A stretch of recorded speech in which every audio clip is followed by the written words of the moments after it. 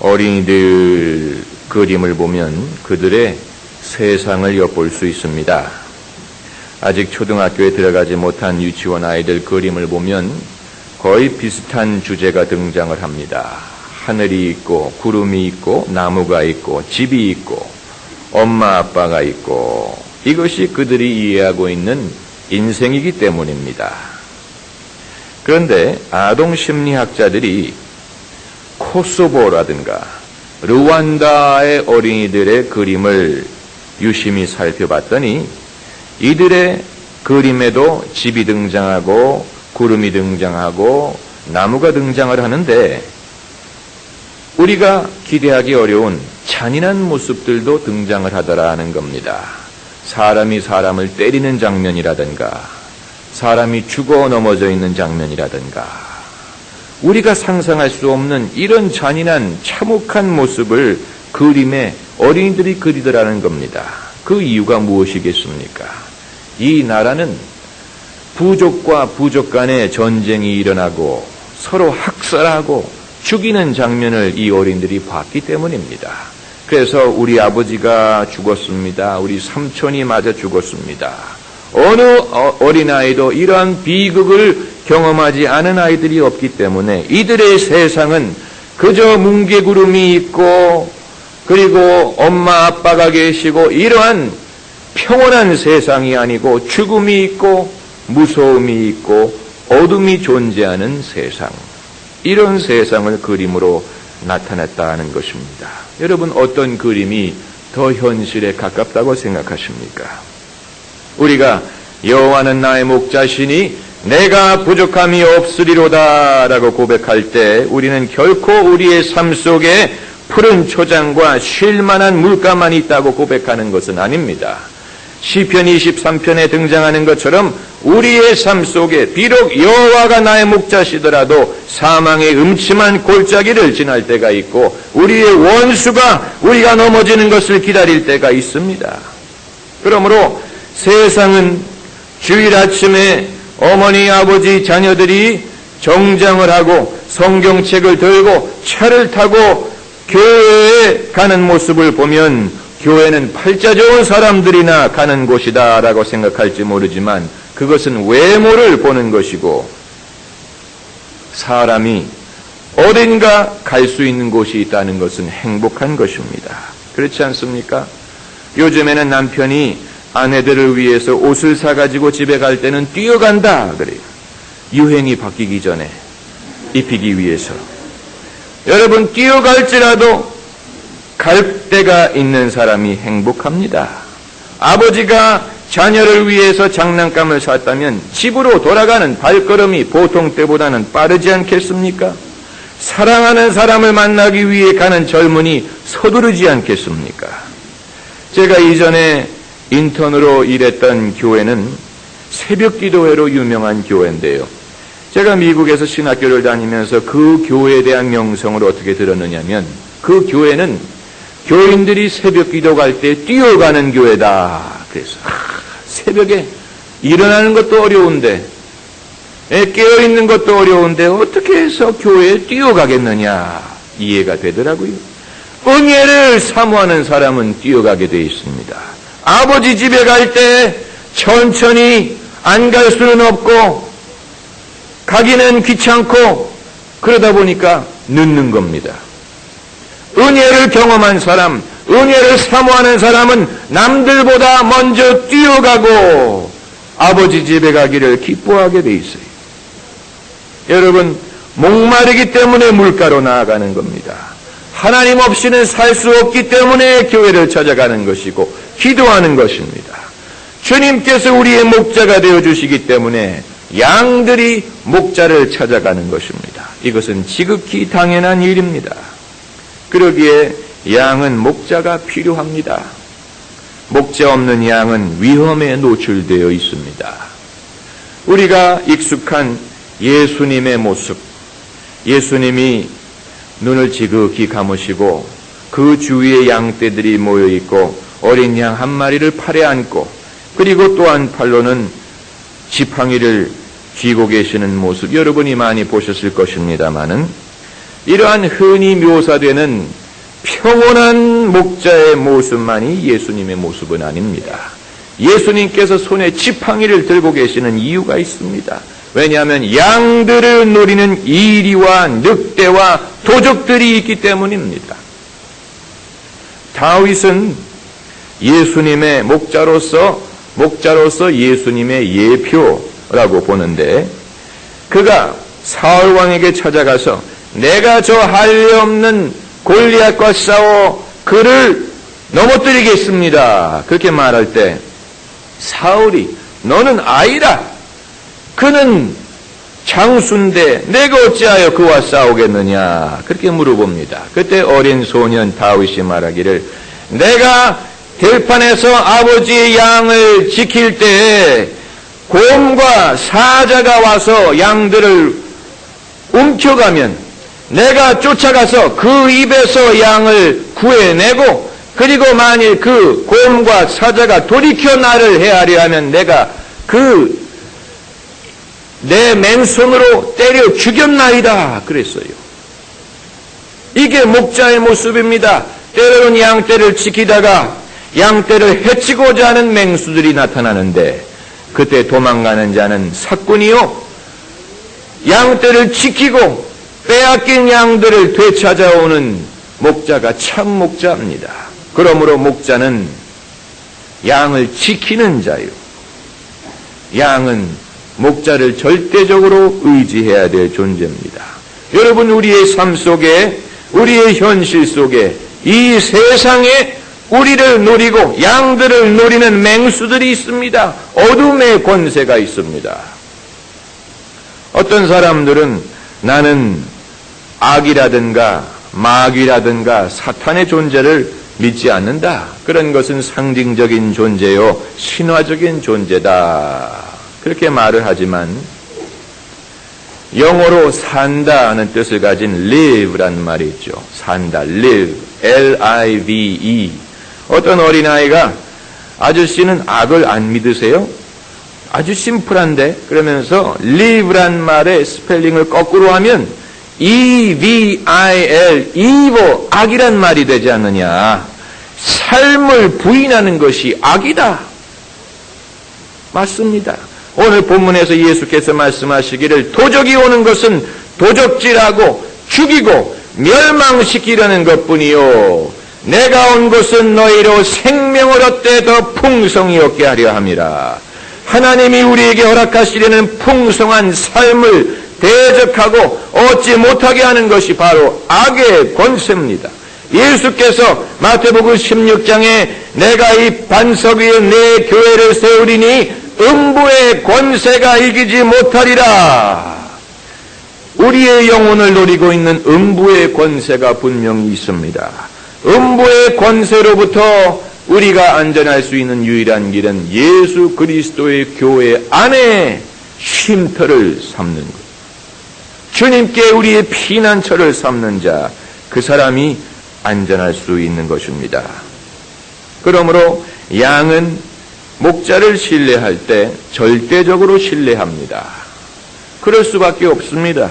양은 자기 자신을 지킬 수 있는 무기가 없기 때문에, 미련하기 때문에. 그런데 만일 거짓 목자를 만났다면 큰일 나는 겁니다. 그래서 사람이 목자를 신뢰하는 과정은 쉽지 않습니다.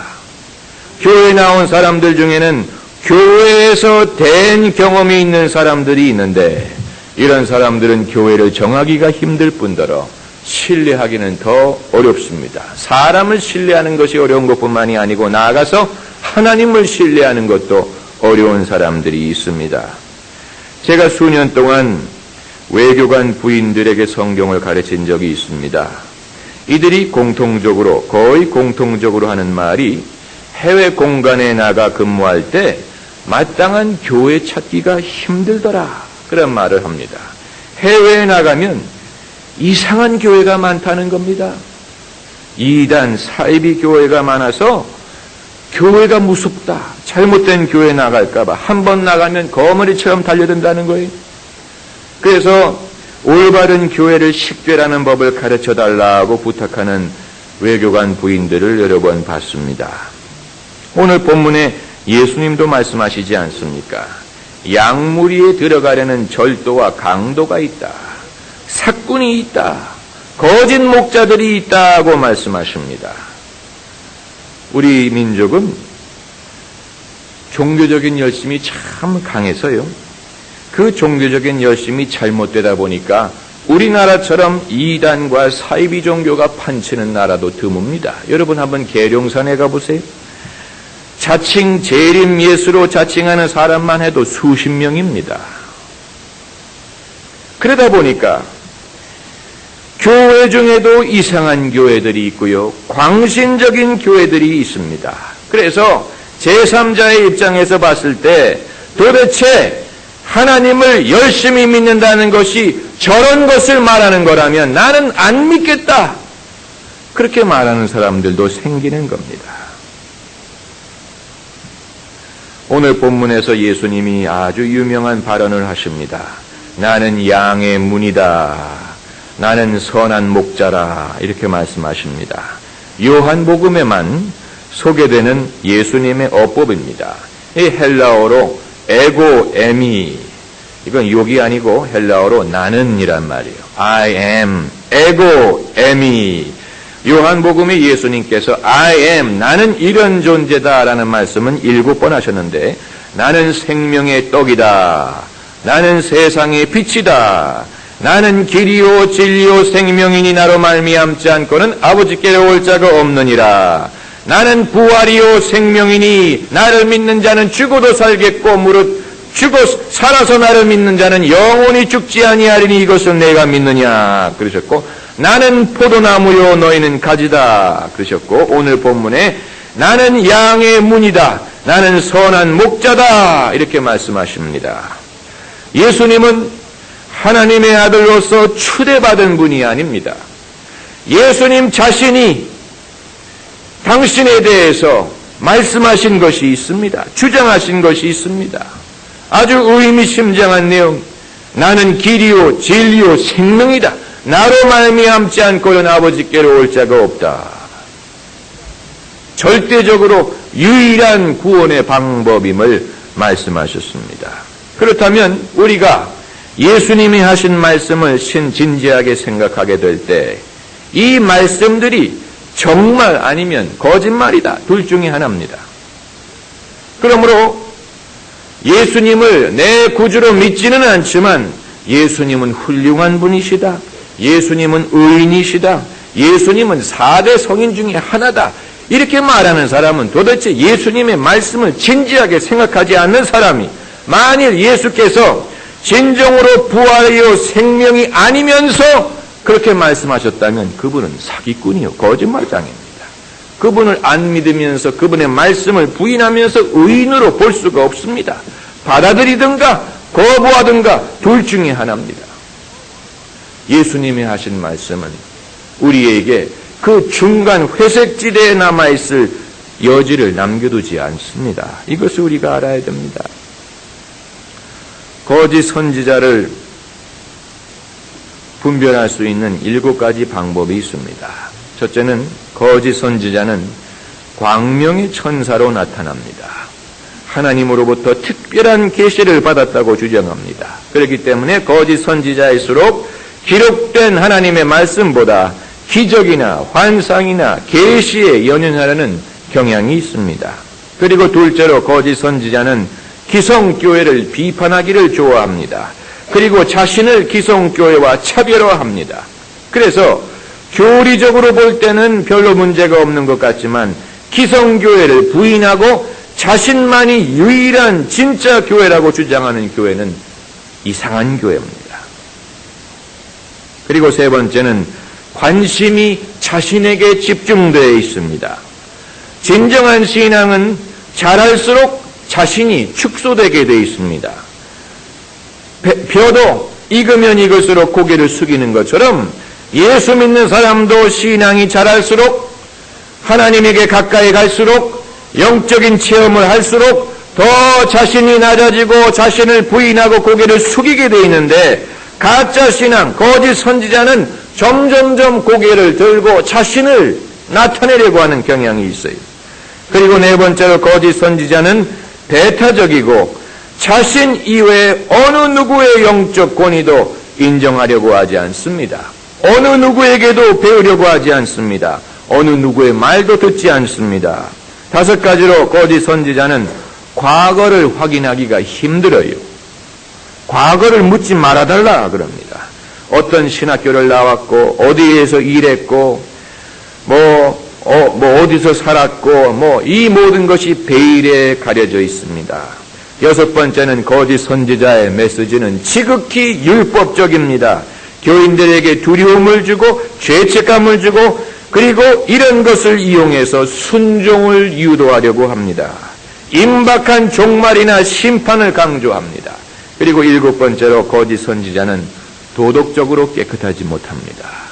뭔가 돈 문제라든가 여자 문제라든가 이런 데에 숨겨진 문제가 있습니다.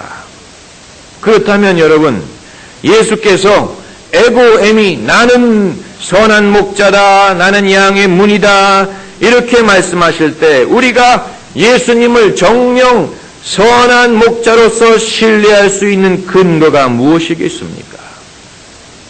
오늘 본문에 말씀하시기를 11절에 나는 선한 목자라 선한 목자는 양들을 위하여 목숨을 버리거니와 이것이 우리가 그분을 신뢰할 수 있는 근거입니다. 우리를 위하여 당신의 목숨을 버리셨다는 사실. 거짓 목자일수록 양들 위에 군림하려고 하고 양들을 이용하려고 하고 자신의 이익을 추구합니다. 그러나 예수께서 말씀하시기를 인자가 온 것은 섬김을 받으려 온 게 아니고 섬기려 오고 당신의 삶을 많은 사람들의 대속물로 주려 하러 오셨다. 그랬어요. 할렐루야. 그래서 예수께서 부활하신 다음에 도마가 보기 원했던 것이 예수님의 손에 못자국과 허리에 창자국이었습니다. 우리는 도마가 의심하는 자의 대표적인 존재로 여기지만 도마가 보려고 했던 것은 또 하나의 기적도 아니요 병자를 고치는 것도 아니요 죽은 자를 살리는 것도 아니요 예수님의 고난의 흔적을 보면 내가 그분을 신뢰하겠다는 말이에요. 고난의 흔적이 사람으로 하여금 신뢰하게 만듭니다. 한국 전쟁 때 고아들을 모아서 고아원을 경영하던 어떤 여자 목사님의 간증입니다. 아이들이 하도 상처가 많다 보니까 이 아이들이 마음이 강팍하고요. 악동들이더라는 겁니다. 서로 만나서 싸우고 훔치고 욕하고. 그래서 이 목사님이 내가 너희를 위해서 기도를 게을리해서 너희가 이런가 보다. 이제 너희 어머니는 너희를 위해서 금식하여 기도하겠다. 너희가 변화될 때까지 내가 금식하겠다 하면서 방문을 잡아 가두고 금식에 들어갔는데 이 아이들이 킥킥 웃더래요. 자신을 위해서 금식할 거라고 믿지 않았기 때문에 아마 몰래 음식을 가져다가 먹을 것이다.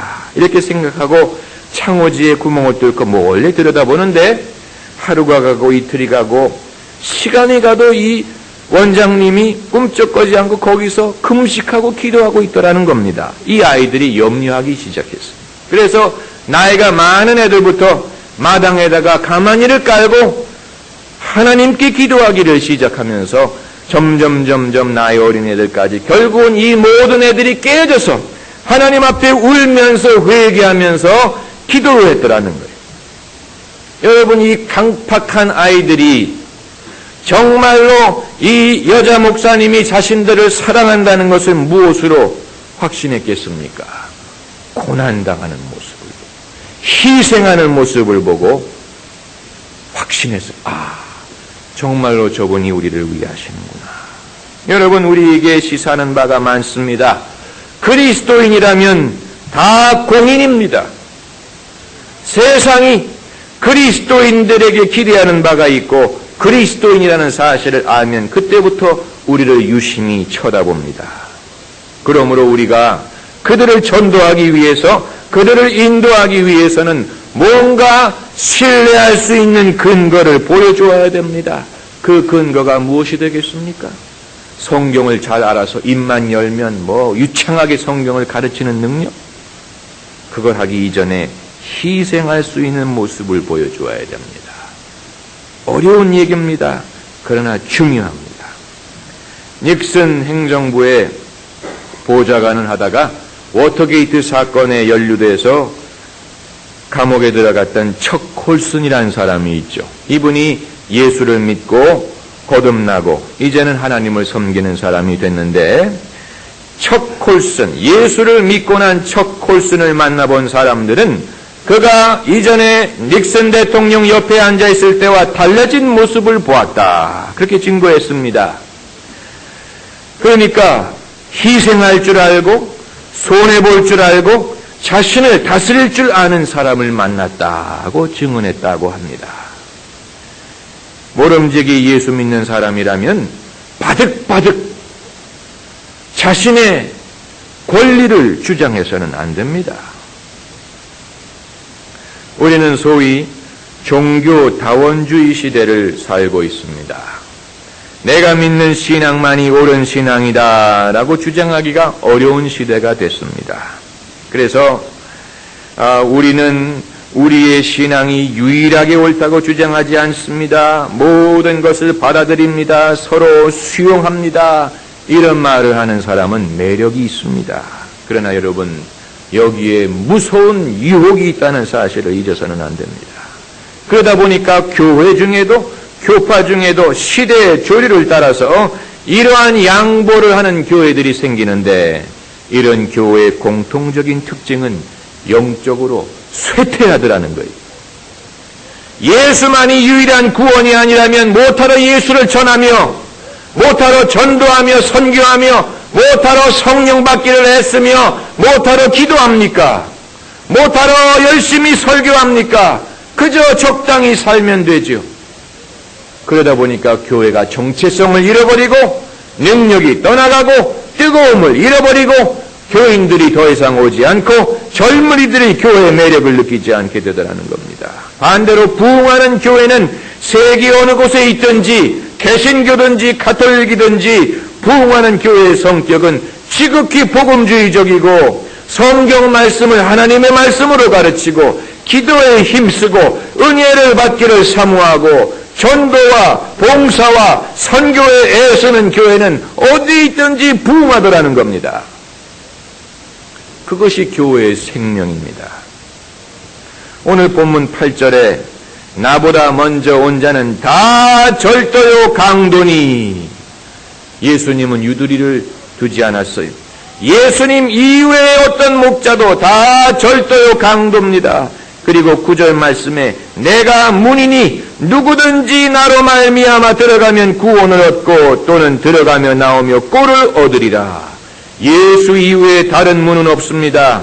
예수 이외에 다른 구원의 문은 없습니다. 만일 예수님의 십자가를 통과하지 않고 죄사함을 얻을 수 있는 길이 있다면 예수께서 겟세마네 동산에 기도하셨던 것처럼 할 수만 있거들랑 이 잔이 나를 지나가게 하소서. 그러나 하나님 아버지의 응답은 다른 방법이 없다는 거예요.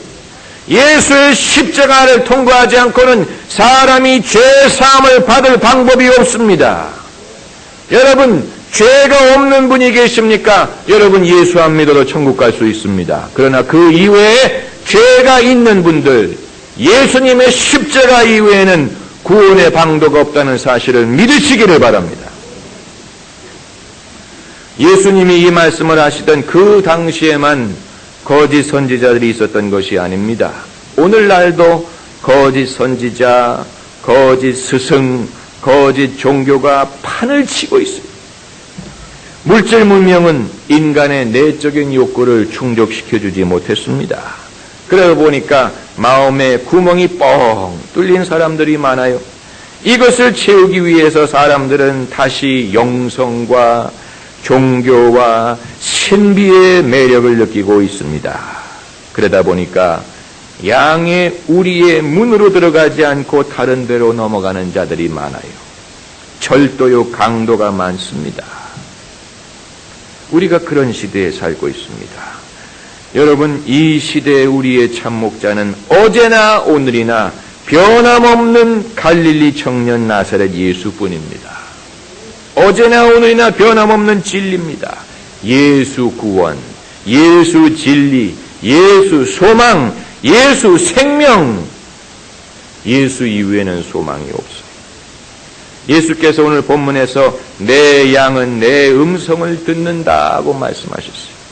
여러분 예수님의 양이라면 그분의 음성이 마음에 와 닿을 겁니다. 믿어집니다. 그분이 의지됩니다. 의지하세, 의지하세, 주 의지하세, 구하시네, 구하시네, 곧 구하시네.